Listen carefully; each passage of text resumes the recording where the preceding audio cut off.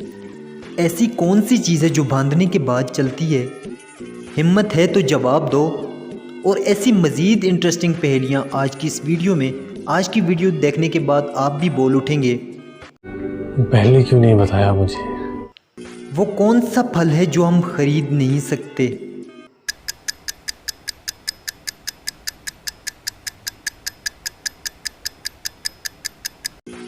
जवाब मेहनत का फल। मेहनत का फल कभी खरीदा नहीं जा सकता। जिस्म के किस हिस्से में सोना पाया जाता है?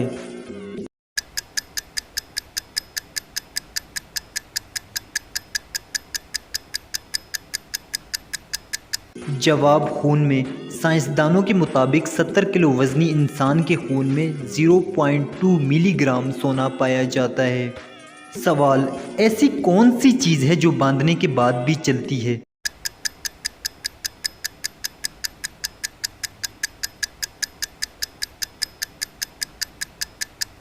जवाब हाथ की घड़ी। हाथ की घड़ी बांधने के बाद भी चलती है।